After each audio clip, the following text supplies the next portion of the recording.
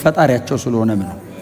በእርግጥ ከፈጣሪነቱ ጋር አይደለም የተነጻጸረው፣ በትንሳኤው ነው የተነጻጸረው። እዚህ ጋር ባይዘው ከመላእክት ጥቂት አሳነስከው ስለሚል ምዕራፍ 2 ላይ እዚህ የተነጻጸረው ትንሳኤው ልክ ትንሳኤው ላይ ነው አንተ ልጄ ነህ እኔ ዛሬ ወለድኩ ያለው እንጂ በማንነት ደረጃ እኩል ከአብ ጋር ነው። በመለኮትነት መብት ኢየሱስ እንደ አባቱ ነው። በዘላለም ውስጥ እግዚአብሔር ወልድ ነው። ትንሳኤው ላይ ግን አብ መጣና እነሆ አንተ ልጄ ነህ እኔ ዛሬ ወልጄሃለሁ የሚለውን ከመዝሙር ምዕራፍ 2 ቁጥር 7 ላይ የዕብራውያኑ ጸሐፊ ጎትቶ አመጣና እንዲህ ለየትኛው መልአክ ብሏል አለ። ዕብራውያኖች ለየትኛው መልአክ ብሏል ሲሉ ዕብራውያን ማለት የብሉይ ኪዳን መጽሐፍ አዋቂዎች ናቸው። ለማንም ይላሉ ይበልጣል። ከዛ ቀጥሎ ምንድነው የሚለው?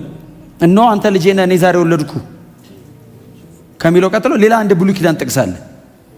እኔ አባት ሆነዋለሁ እርሱም የት እንዳለ ታውቃላችሁ? ይሄ ጥቅስ ሁለተኛ ሳሙኤል ምዕራፍ 7 ቁጥር 14 ላይ ለማን እንደተባለ ታውቃላችሁ? ለዳዊት ልጅ ለሰለሞን የተጠቀሰ ጥቅስ ነው። እና የዕብራውያኑ ጸሐፊ ለሰለሞን አይደለም ክፍሉ በትክክል ለኢየሱስ ነው። ዳዊት በመንፈስ ተሞልቶ በነቢዩ ናታን በኩል ለመጣው መልእክት አሜን አለ እንጂ ቀጥታ ቃሉ የኢየሱስ ነው። ይሄንንስ ያለው ለማን ነው አለ? ለሰለሞን ነውን? አይደለም ይላል የዕብራውያኑ ጸሐፊ። ለየትኛው መልአክ ነው ሲል አረ ለኢየሱስ ብቻ ነው። ቃሉ ዳዊት እኔ ማን ነኝ ቤቴስ ምንድነው ምናምን ትዝ ይላችኋል። እኔ ማን ነኝ ቤቴስ ምንድነው ትጎበኘኝ ዘንድ ምናምን አለ ዳዊትና ምን አለው? እግዚአብሔር መጣና አንተ ብቻ ሳትሆን ልጅ ዙፋን ላይ ይቀመጣል አለው። ስለዚህ እግዚአብሔር ልጅ ሲለው እያወራ ያለው ሰለሞን ሳይሆን ኢየሱስን ነው። ሁለተኛ ሳሙኤል ምዕራፍ 7 እና መዝሙረ ዳዊት ምዕራፍ 2 የመሲሁ ናቸው።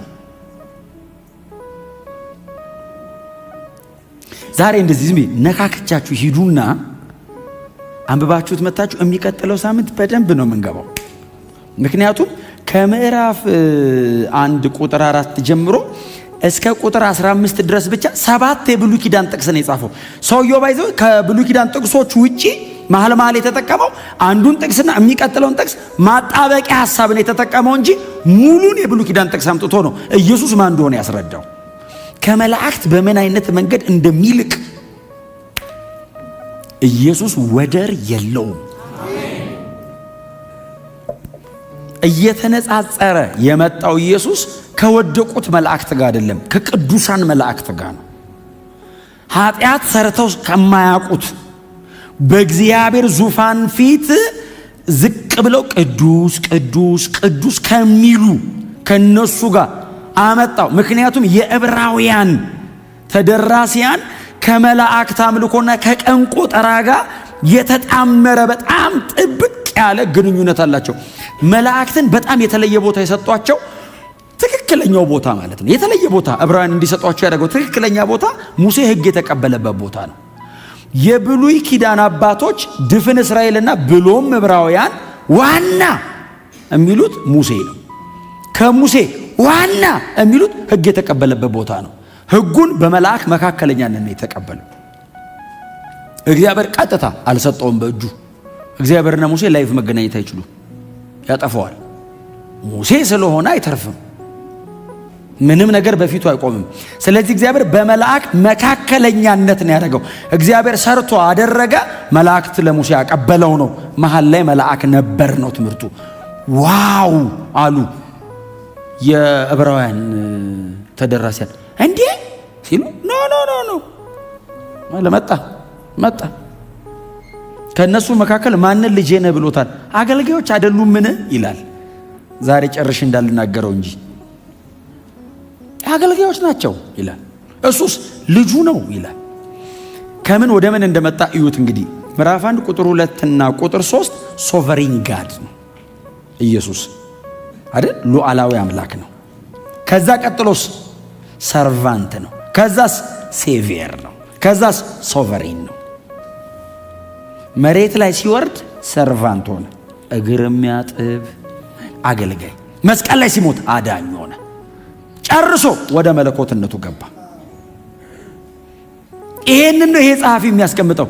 እግዚአብሔር በኩሩን ወደ ዓለም ሲያስገባ መላእክት ሁሉ ይሰግዱለታል ይላል። ኢየሱስ እግር ስር መልአክ ይደፋል። ለዚህ በጣም ቆንጆ ጥቅስ ዮሐንስ ራእይ ምዕራፍ 5 አይ ቲንክ ትንሽ ቆይቷል ይመስለኛል እንጂ አስተምሯለሁ እዚህ ቤት ራእይ ምዕራፍ 5 ትዝ ይላችኋል። ጌታ ኢየሱስ ክርስቶስ የታረደ በግ ሆኖ የመጣበት የታረደ በግ እኮ ነው። በኩሩ ነው የአብ በኩር ነው። በኩሩ ወደ ዓለም ሲገባ መላእክቱ ሊሰገዱለት የሚለው እኮ መላእክት ሺህ ጊዜ ሺህ እልፍም ጊዜ እልፍ መላእክት ለታረደው በግ ለእርሱ ብለው መሬት ላይ በደረታቸው ለጣሉ ይላል። ዝም ብሎ መስገድ እንዳይመስልህ። ለምን መሰለህ? የማየት እድል አገኙ በጉን። ሰላለም አይተው ታያቆማ እግዚአብሔር ወልድ እኮ ነው። የማየት እድል አገኙ። ለበጉ ክብር ይሁን ሲሉ ለበጉ ብቻ አይደለም ያሉት፣ በዙፋኑ ላይ ለተቀመጠውና ለበጉ። በዙፋኑ ላይ የተቀመጠው አብ ነው፣ በጉ ኢየሱስ ነው። ከአብ ጋር ትሮን ሼር አረገ፣ እኩል መለኮት ሆነ። ሂዝ ጋድ አሜን ነው። ትንሣኤ ልንገራችሁና ልጨርስ። በጣም አስደናቂ ናቸው መላእክት። ባይዘው ከኢየሱስ ጋር ተነጻጽረው ነው ኖርማል የሆነው።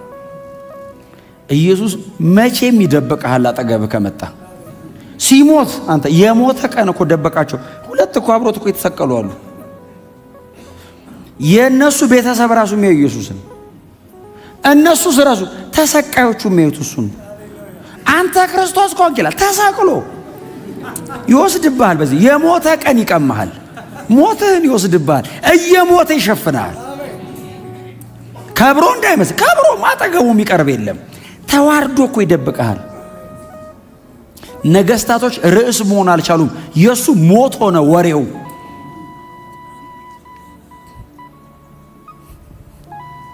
ክብር ለስሙ ይሁን። በኋላ ላይ ማርያም መጣች። ከዛ ስደርስ ተከፍቷል፣ መቃብሩ ክፍት ነው። አልገባችም አይደል? መግባት አትችልም። እና ያው ህግ አላቸው፣ መግባት አትችልም። ስታይ ወደ ስታይ የለም። ማን ይሆን የወሰደብን አለችና ዞር ዞር ስትል አንድ የሆነ ሰው ቆሟል አጠገቧ። አንድ የሆነ ሰው ቆሟል። አትክልተኛ ነገር መሰላት ይላል። ካልበራል እኮ እንደሱ ነው። ኢየሱስን እያየው አትክልተኛ ሊመስል ይችላል። እናንተ በርቶላችኋል መሰላት ይላል። ከዛስ ጠጋ ብለው እኮ ራሱን ለራሱ እኮ ነው የምጠይቀው። ጌታዬን አንተ ነህ እንዴ የወሰድከው? ሞቶ እኮ ተቀብሯል። ጌታዋ ነው። ስቲል ኢዝ ማይ ሎርድ ነው። አዎ ተቀብሯል። ግን ጌታዬን አንተ ነህ እንዴ የወሰድከው እያለች እያዋራችሁ አታውቀው። ኢየሱስስ ማርያም ማለት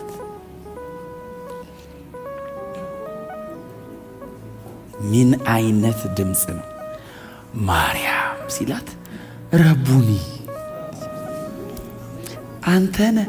አንተ ሞቷል ብላ መሞቱ ዲሳፖይንት አላረጋትም። ሽቶ ቀባዋለሁ ብላ ነው የመጣችው። ተነስቶ አገኘችው። ምንድነው ልትሆን የምትችለው ማርያም? የዛን ቀን እንደ እብድ ነው አይደል የሆነችው? ዘላ ልታቅፈው ስትል እንዳትነኪኝ፣ መሬት ላይ ያለ እግሩ ለሽቶ ደፍታ እያባበዘች፣ አሁንስ እንዳትነኪ። በዚህ በትንሣኤው አካል ወደ አባታ አልሄድኩም፣ ደርሼ እመጣለሁ። በዛች ቅጽበት መሃል ላይ ደርሶ መጥቶ ነው እነ ቶማስን አስገባ ሶታ ያለው እጁን አይደለም እሱ ነው አይደለም ሲል አስገባ እጅን አስወጣ መሃል ላይ ደርሶ መጥቶ ነው። እንዳትጠይቁኝ አሳሳቃችሁ የጥያቄ ነው። እንዳትነኪኝ አላትና ሂጂና አላት። ከትንሣኤ በኋላ ነው የሚያወራው። ሂጂና ለወንድሞቼ አላት። እነ ጴጥሮስን ደቀ መዛሙርቱን ለባሮቼ አይደለም ያለው። አሁን እኮ ሎርድ ነው፣ ጨርሷል እኮ። አሁን እኮ ጌታ ነው። ሞትን ሲያሸንፍ ነው ኢየሱስ ጌታ ነው ያልነው። አያችሁ፣ ያልተሸነፈ የቀረው ሞት ነው። ኢየሱስ አሸነፈው። ልክ ከሞት ብድግ ሲል ኢየሱስ ጌታ ነው።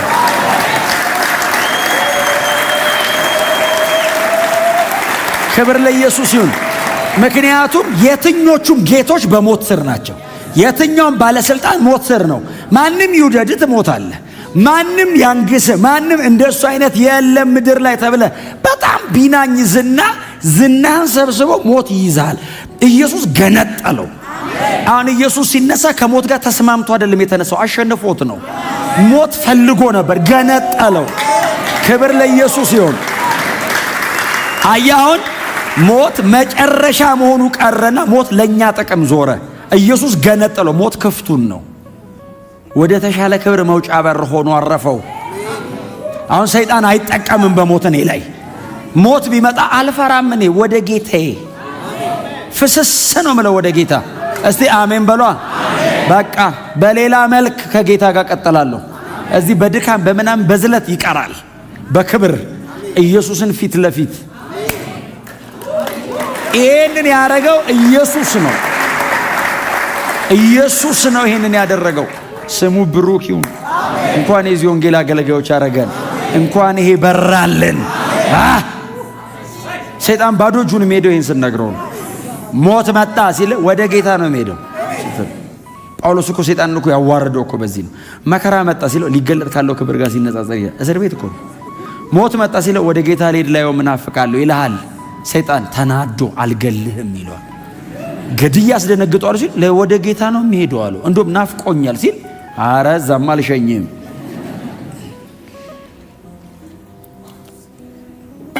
ይሄን ያደረገው ኢየሱስ ተነስቶ ነው። ማርያምን ለወንድሞቼ ሂጂና ተነስቷል በያቸው። እነሳለሁ እያላቸው ነበር። ቃሌን አክባሪ መሆኔን እንደዘመርነው ቅድም ታማኝነቴን። አይ መሬት ላይ ቆሞ ሲያወራ ሰው አይደል እስከዚያች ቀን ድረስ ነው የሚታመነው። ኢየሱስ ከሞት ጀርባ ቆሞ ታማኝ ነኝ አለ። ማርያም እንዴት ነው የምትሮጠው? የዛን ቀን አስበዋል። እግሯን እንቅፋት ቢመታ ቢደማ ትዝ ይላታል። እሾክ ላይ ብትወድቅ ሰው ላይ ብትወድቅ በልላለች። ከዛ ስደርስ በሩ በር ዘግተው ተቀምጠዋል ይላል።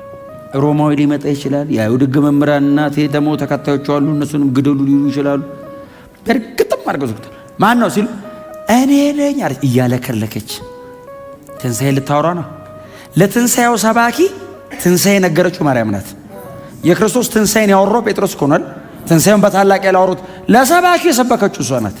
የኢየሱስ ትንሣኤ የመጀመሪያ ሰባኪ ማርያም ናት፣ ጴጥሮስ አይደለም። ለሚወዱት ነው ቶሎ ቶሎ የሚገለጠው።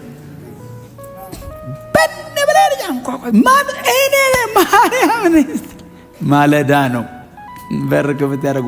ደህና አደራችሁ አትልም። አድረን የተገናኘ ደህና የሚበልጣለ ከደህና አደራችሁ የሚቀድም ጌታችን ተነስቷል አለች። እንዳው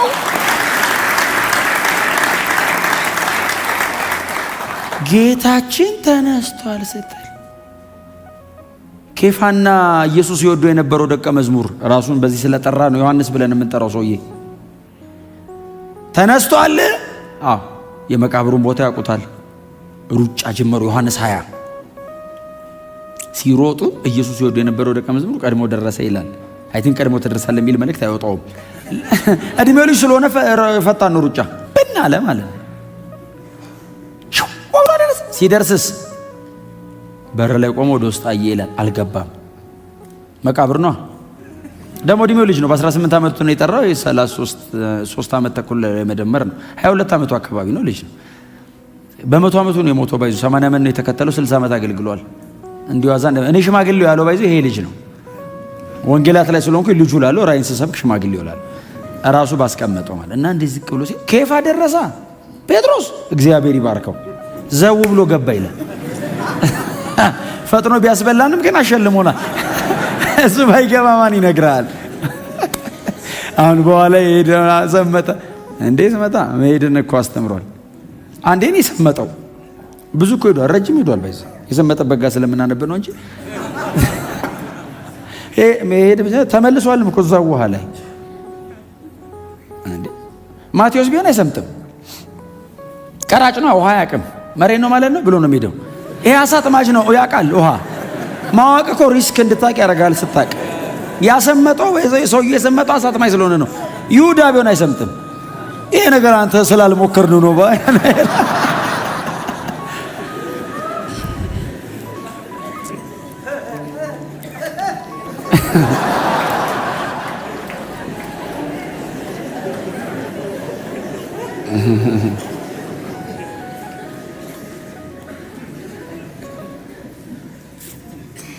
ጴጥሮስ ደረሰ ይልና ሮጦ ገባ ይልና አየ ይላል፣ አመነ ይላል።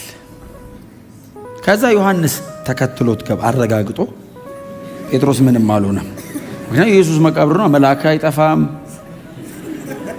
እንዴ፣ ቦታ ላይ ሲይዝ ይችላል። ምክንያቱም ኢየሱስ እኮ መልአክ ተጠግተው በጣም ይቅርታ ምክንያቱም የሞተ ቀን እኮ ሊሰቀል የተወሰደ ቀን ጴጥሮስን እኮ ነግሮታል አይደል? ሰይፍ አውጥቶ ይሶ ጆሮ ሲቆርጥ መለስ አሉን። እኔ አባቴን ብለምን 12 ጭፍራ መልአክ 72,000 አወርዳለሁ አሉ። እንዴ ድንገት እኮ ነው ያመለጠው። በወሬ መሃል ሲያወራ 72,000 መልአክ አወርዳለሁ አሉ። አንድ መልአክ እኮ ሁለተኛ ነገሥት 18 ላይ አንድ መልአክ ምንም ስሙ ያልተጠቀሰ ዝም ብሎ አንድ መልአክ ብቻ ነው የተባለው። ሚካኤል ምናምን እኮ አይደለም፣ ዝም ብሎ አንድ መልአክ ደርሰና ብሎ እግዚአብሔር ላከው። 185,000 ሰው ገደለ ይላል። ቆጥራ ጨርስም እኮ በአንድ አዳር ገደለ ይላል። ዝም ብሎ ይገላል። በቃ ና ተመለስ ሲሎና ያቆመው ባይዘው 72,000 መልአክ የዛን ቀን ቢወርድ ያለን ፍጻሜ የዛን ቀን ነው ባይዘው። በእነሱ ጦስ እኛም አልቆልን ነበር። እና ኢየሱስ መልአክ ምናምን አጠገቡ አይጠፋና ዮሐንስ ለዛ ነው ሪዘርቭድ ነው። ጴጥሮስ ማለት ዮሐንስ ገባይልና አየ አመነ ብቻ አይልም፣ ትንሣኤውን ጻፈው። የትኛውም የወንጌል ጸሐፊ ያልጻፈው ዮሐንስ እንደዚህ ያለ ኢየሱስ ከሞት ሲነሳ በጭንቅላቱ በራሱ ላይ የነበረው ጥቅልል ስፍራው ላይ ነበር። ምን ማለት ነው? ኢየሱስ ሲነሳ እንደዚህ አላወለቀውም፣ እንዳለ ከውስጥ ነው የወጣው። ኢየሱስ ከሞት ሲነሳ እንኳን የመቃብር ድንጋይ የተገነዘበትን የተከፈነበትን አልነካም፣ ከውስጥ ነው። ጥቅልሉ ቦታው ላይ እንደተጠቀለለ ነው፣ ከውስጡ ነው የወጣው። አይቶ ማመን ብቻ አይደለም፣ ዲቴል ነው ሲያይ። ጴጥሮስ አየ ኢየሱስ በእንጨት ላይ ስለ ኃጢአተኞች ሞተ ይላል። አንደኛ ጴጥሮስ ላይ አለ። ተቀበረ፣ ተነሳ ነው ያለው። ዮሐንስ ሲጽፍስ ጨርቅ አልነካ። ኢየሱስን ትንሣኤ በጣም እንደዚህ በተንቆጠቆጠ መንገድ ነው ያቀረቡት። በጣም በስፋት እናነሳዋለን ዕብራውያን ላይ ትንሣኤውን። ሞቱና ትንሣኤው የዕብራውያን ብቻ እኮ አይደለም፣ የዘላለም ሕይወት ያገኘንበት ነው፣ የኛም ነው። ሰዎች እኮ ስለበራላቸው እኮ ነው በጣም የቆዩት። ምንም የመናቅ አቅማቸው ይሄ ነው። ከወደዱ እግዚአብሔርንም የሚወዱት በዚህ ምክንያት ነው። እግዚአብሔር በዚህ የወንጌል ብርሃን ያጥለቅልቃል። ከዛ ነው እንግዲህ ከመለኮትነት ሰውነቱ ጋር መጡ። ከሰውነቱ የመስቀል ሞቱ ጋር መቀበሩ ጋር መነሳቱ ጋር በአንዲት ቁጥር ውስጥ ባለች በጣም ጥቂት በምትመስል ቃል ኃጢአታችንን በራሱ ካነጻ በኋላ በሰማያት በግርማው ቀኝ ተቀመጠ በምትል በጣም አጭር በምትመስል ቃል ዘሆል የፍጥረት ዲስፔንሴሽን ጠቅልለው አስገቡት እጃቸው ውስጥ። ይሄንን ነው የሚበተነው እየቀጠለ። ይሄንን ሊያደርጉ የሚችሉ ከመላእክት መካከል ይሉ መካከለኛ በእኔና በእግዚአብሔር መካከል ሊገባ አልቻለም። ኢየሱስ ብቻ ነው መሃላችን ያለው። እግዚአብሔርን ለማግኘት አቋራጭ መንገድ አልጠቀምም። ኢየሱስ ክርስቶስ ወደ እግዚአብሔር መድረሻ መንገዴ ነው። እግዚአብሔር ጥላውን ለመቀበል ሌላ መንገድ አይፈልግም። የኢየሱስ በቅቶታል። ከኢየሱስ ውጪ እኔን ከእግዚአብሔር ጋር ሊያገናኘኝ የሚችል ብቁ የሚሆን አካል የለም። የእግዚአብሔርን ጽድቅ የሚመጥን የኢየሱስ ደም ብቻ ነው። ማንም በጣም የተመረጠ በእናንተ መካከል ቢኖር ከተወለደ ጀምሮ ይገርማል ኃጢአት ሰርቷት አያውቅም ብትለኝ የዚያ ሰው ጽድቅ በእግዚአብሔር ፊት የመርገም ጨርቅ ነው። 1000 ዓመት በንጽህና ቢኖር የተወረሰ ኃጢአት አለ። አትችልም በእግዚአብሔር ፊት መቆም። እግዚአብሔር በመላእክቱ በኩል ሊቀበለኝ አይችልም። በፊቱ መቆም አይችሉም እነሱ። ኃጢአት ሰርተው ያውቁም እኮ ፀሐይና ጨረቃ በእግዚአብሔር ፊት ስንፍና ይከሳቸዋል ይላል። አሁን ፀሐይን ያው ጧት በየቀኑ ትመጣለች። ኢያሱ ነው አንድ ቀን ያቆማት። ስንፍና ይከሳዋል ይላል።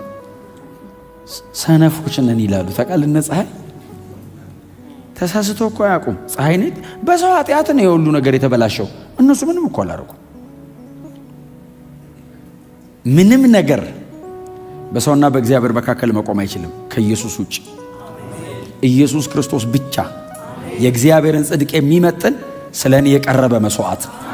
እግዚአብሔር የኢየሱስን ደም አይቶ ተቀብሎኛል። የኢየሱስን ደም አይቶ ለዘላለም በቤቱ ያኖረኛል።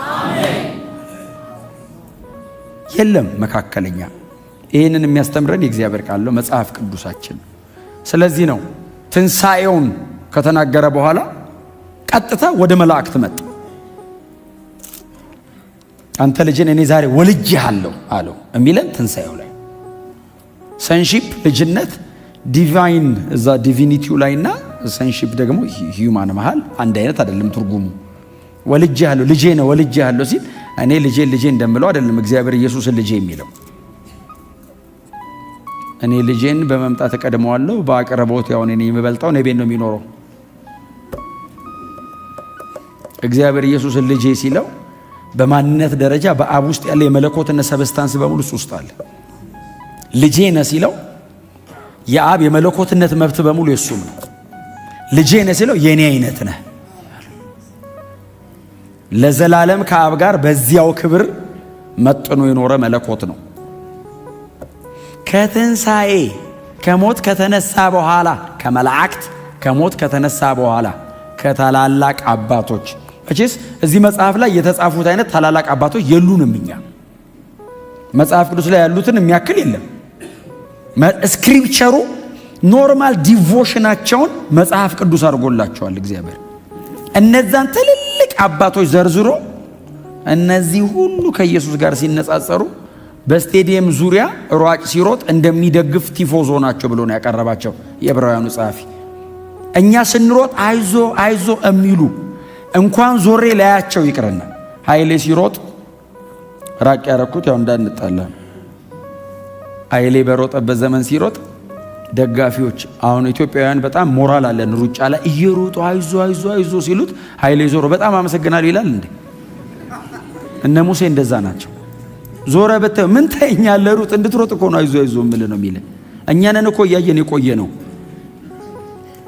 ሽልማቱ ከፊት አለ። አይ ሰማይ ጠቅልለህ ተባረካቸዋለህ። መሬት ላይ ሽልማታችን ኢየሱስ ከፊት አለ። ስለዚህ ከፊታችን ያለው በትዕግስት ነው። እነሱስ በዙሪያችን ከበው እንደ ደመና አይዞ ያለ ጸጋ በሕግ ብቻ ታግለን ሞክረናል። አንተ ጸጋ አለ ከፊት ኢየሱስ ተሰቅሎልሃል ባልቀጥል ሲል ህመምት ትዝ አይልህ፣ የዚህ ዓለም ሲቃይ ትዝ አይልህ፣ ገነጣጥለው ትወጣለህ። አይ ስላበረታታችሁኝ አመሰግናለሁ ትላለህ። መጨረሻ ላይ ሜዳሊያን ይዘህ ሙሴንም ሰማይ ስታገኘው ብትባረከው ይሻላል መሬት ላይ ስሙን ደጋግመህ ከምታነሳው። እነሱ ራሱ አይፈልጉ። ክብር ለኢየሱስ ይሁን። ኢየሱስ ከሁሉም ይበልጣል።